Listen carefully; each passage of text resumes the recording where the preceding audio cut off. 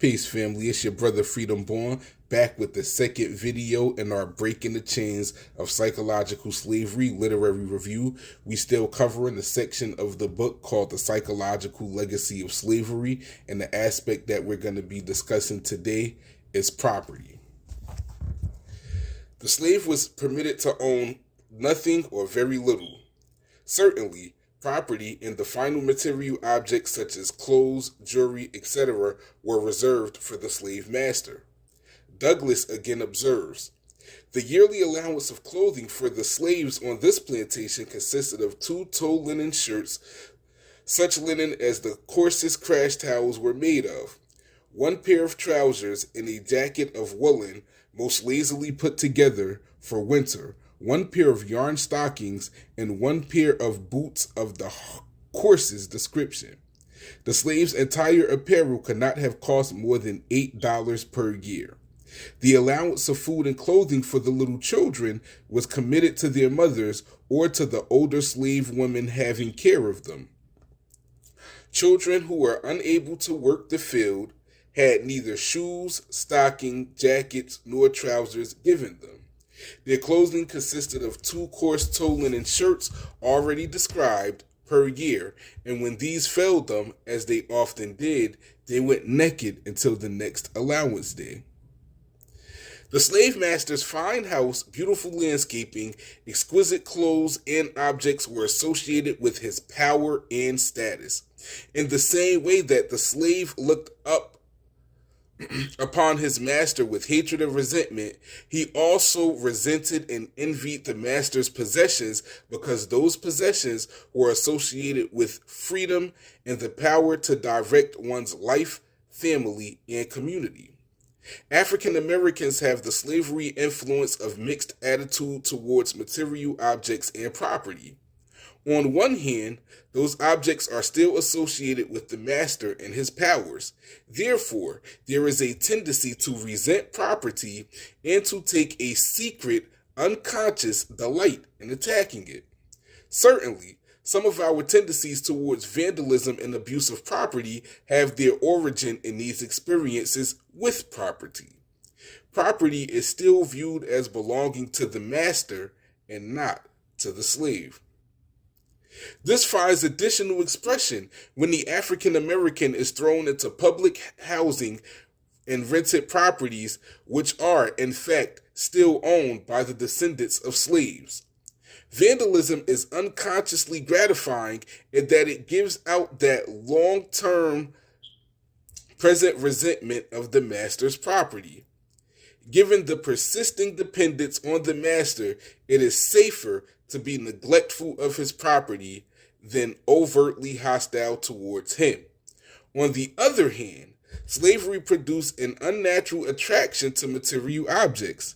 The cast-off hat or dress passed down from the big house to the cabin became a symbol of pride and status.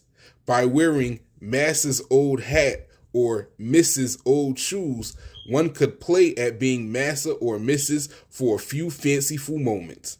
An illustration of this idea dating back to slavery experiences also comes up from Stamp, 1956.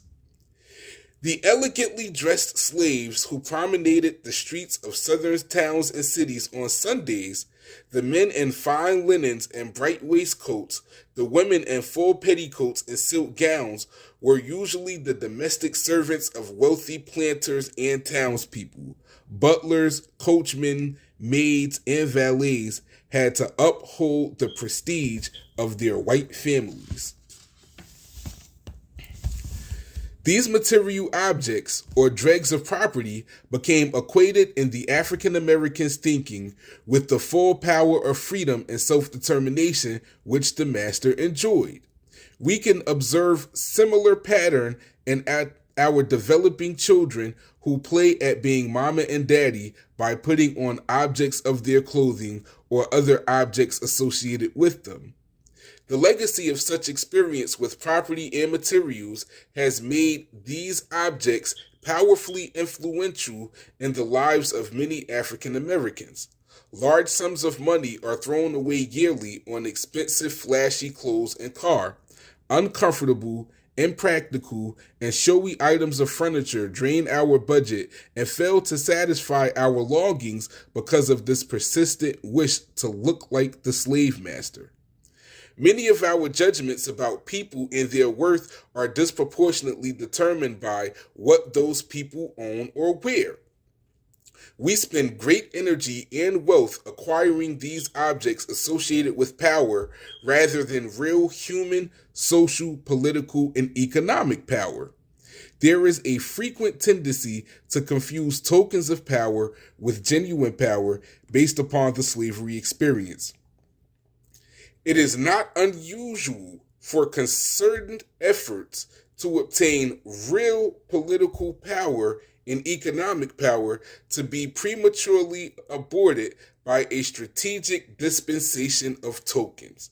Realistically assertive efforts to alter social structures to equitably accommodate America's former slaves have frequently been terminated by offering limited material goods to the major strategists, and the movement dies.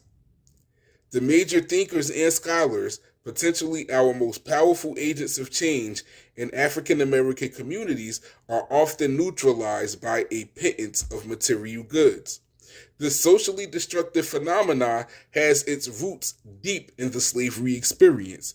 Too often, the leaders in our communities have equated a small trinket of material gain with having arrived.